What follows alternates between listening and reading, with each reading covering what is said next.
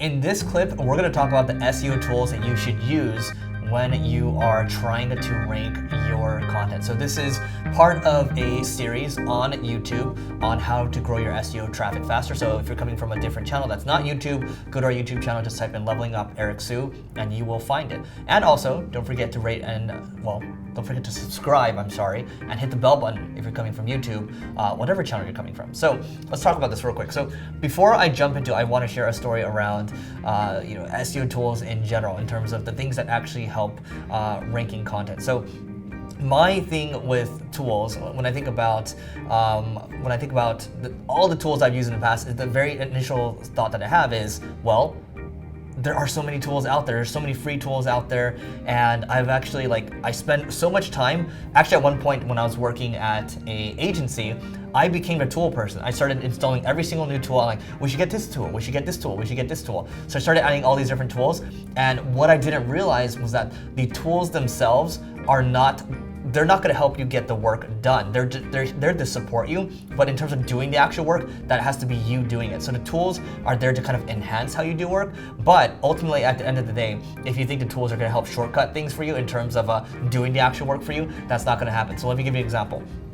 I remember I was using a tool called Search Engine Cockpit, and there's another one called SEO Power Suite. So these are, I think they're still relevant tools nowadays, and I actually installed different rank trackers too. So I had, I was using Raven tools. I was using another rank tracker over here. There's so much redundancies. I actually had, I think at one point I had 4 or 5 rank trackers, and what I started to realize there was I only need one rank tracker, I only need one reporting tool, I only need one of this, one of that. So at the end of the day, you want to consolidate, you don't want to overdo it when it comes to tools, because what started happening was I spent so much time onboarding myself on every single tool that actually distracted me from actually getting the work done. So what you want to do is nail it down to a couple of tools, couple of key tools, core tools, and you don't want to make the mistake wasting all the time that I wasted. So what I'm going to provide to you here in the next video, this is actually coming from the Leveling Up marketing training that we have for individuals and teams. This is just a piece of it, and basically you can check it out. If you want to learn more about that, by the way, it's singlegrain.com/leveling-up.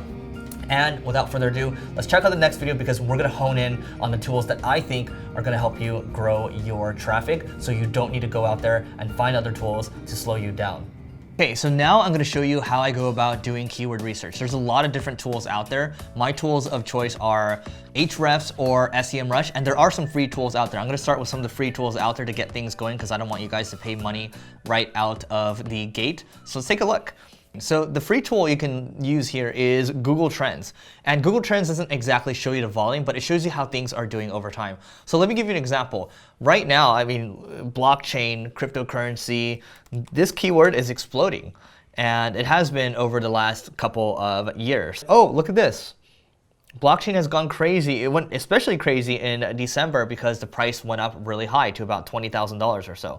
And we can even look at the keyword, how it's trending worldwide too. So this can kind of give you a guiding star or guiding point on what keyword you should be going for, because if it's trending downwards, it might not be worth going for. So blockchain right now, you can see it's trending downwards, but I can guarantee you it's going to come back up because it's really tailored to the price. But another example might be, let's say, artificial intelligence, for example. Take a look at that. Okay, and we can also look at it over the last 5 years as well. And you can see in the last 5 years, it's really gone up. So, and then if I even break out blockchain again, going back to the first example, in the last 5 years, look at that spike, right? So I really like to look for keywords that are really, it's not just a spike, but it's like a slow ramp, and it's on its way up. Even if it's a really old school keyword, it's still holding its trend, because if it's on its way down, why would you want to invest your money into a depreciating asset? Okay, think of it as you're investing, which you basically are. You're putting your time into it, you're putting your money into it. So think of it that way. And then my podcast co-host, Neil Patel, he ended up buying this tool called Ubersuggest because he saw me buy a website and he decided to go on a buying spree. And Ubersuggest, it's free. Neil has made it free. I never told him to spend this much money in the first place. But hey, let's take advantage of this. And let's go with a keyword, blockchain again. Let's just stay with that example. So let's look it up. Blockchain, we know that it drives 301,000 visits a month. That's just for that keyword blockchain. That's not including all the different variations out there. And then also the CPC, this is the cost per click. It's another acronym.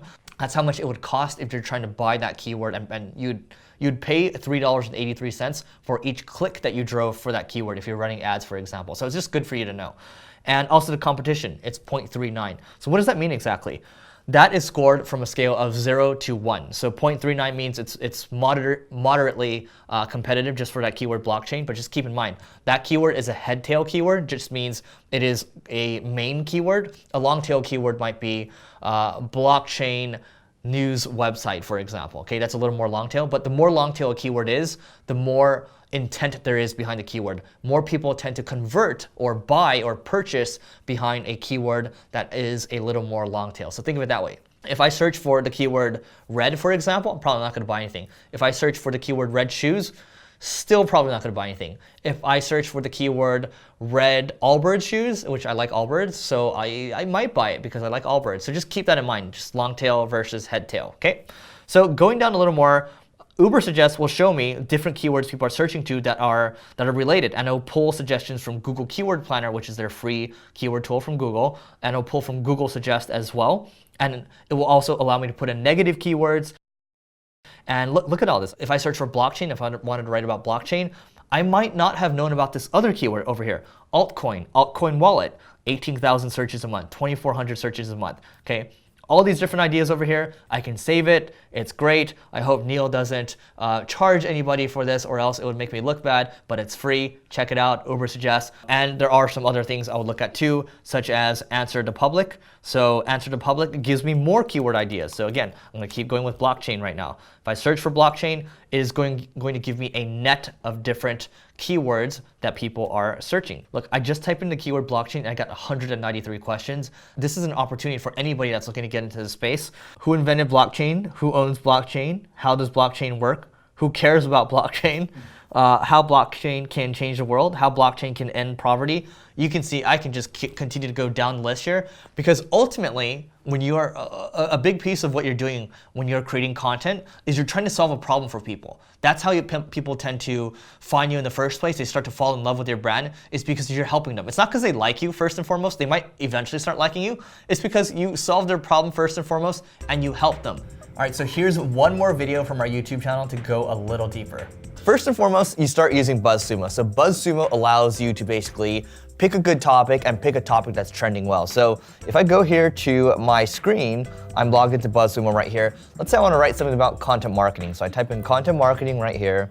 Okay, I can see the most popular topics, what's working well, what's been shared the most, what's been linked to the most. Also at the same time, I can look at the trending topics as well. So I can look at trending topics, I can dive into a topic too, see who's doing the best there, and then also have a bunch of other options, but we're not gonna go into those because we're just talking about content here. The next tool that you wanna use is SERPstat. So SERPstat allows you to look at various SEO factors. You can look at keyword data, you can basically audit your website as well, and you can look at a whole host of things that will help you with better content marketing. SERPstat is an all-in-one SEO platform. Of course, there are a bunch of other SEO platforms that I talk about, but for the sake of simplicity, and because SERPstat is relatively cheap, this is what you want to look at. So SERPstat's right here. And then the third thing that you want to look at is Grammarly. So Grammarly helps you check mistakes and avoid plagiarism. I actually had the Grammarly, one of the co-founders, on the Growth Everywhere podcast recently, and they are doing really well. I mean, they've raised over $100 million, and this is a couple years deep into the business, so they're doing really, really well. So check out Grammarly. It's going to help you write more SEO-friendly content. It's going to make people happier, and if people are happier, then they're gonna convert, and then they're gonna buy stuff from you, and then you're gonna make a lot of money, and then you're gonna be happy yourself. Everybody's happy. Next thing is you do want to make sure that you are using bucket brigades. So everybody likes to write walls of text, right? When people write me walls of text through email all the time, I basically just ignore them. Nobody wants to read walls of text. When I write emails to people, it's like 1 or 2 lines, then another 1 or 2 lines, 1 or 2 lines. You're just breaking things up into 1 or 2 sentence paragraphs. That's all. It's easier to digest. It makes you a better writer too, because when you're more brief, it requires you to almost be more creative. And then when I see other people write just walls of text to me, I know that they are noobs. The fifth thing I want to say is using a keyword density tool. So you can just Google keyword density tool. I'm looking at one from SEO Book right here.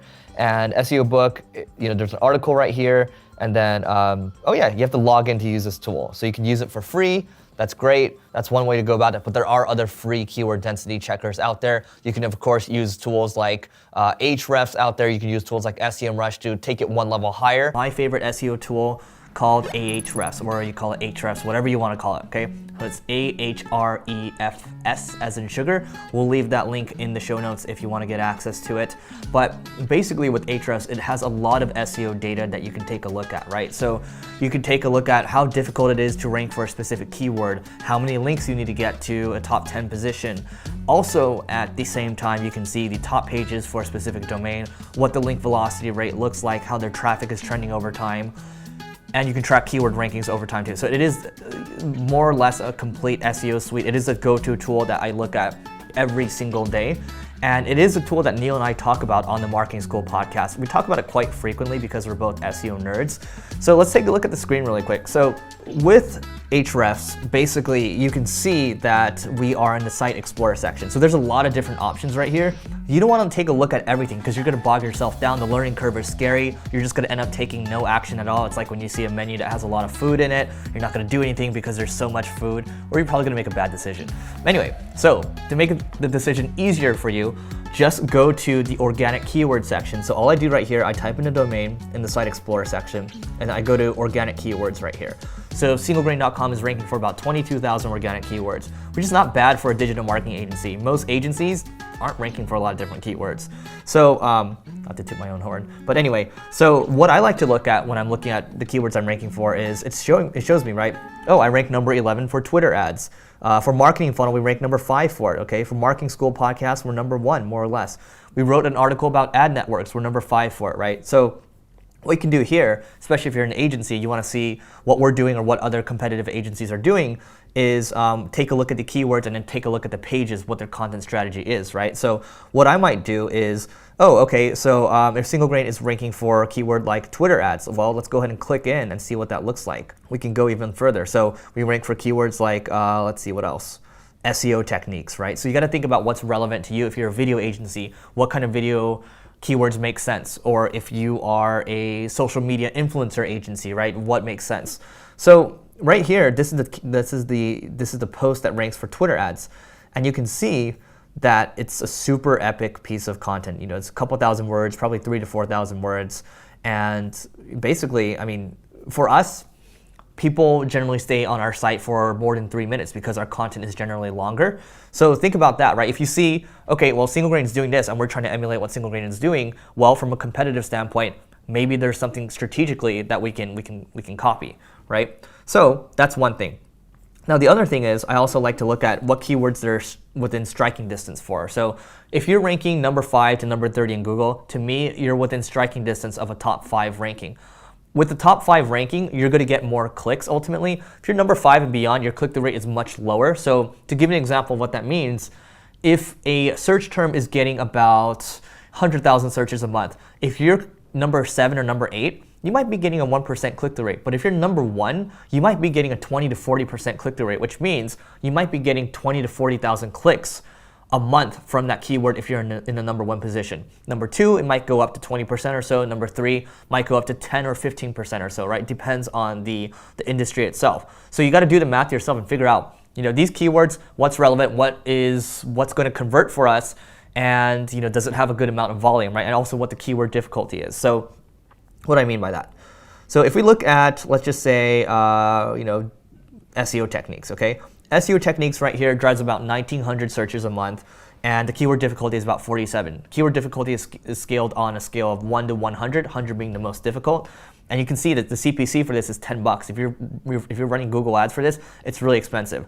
And your current position is number 9 for it. So that tells me I just need to make a list of this, export it, sort it through in Excel, and then from there I can decide what I want to do tactically. All right, so before you go, don't forget to check out the next video in this playlist. And even before that, don't forget, drop something in the comments in terms of if you think we're missing a tool in here.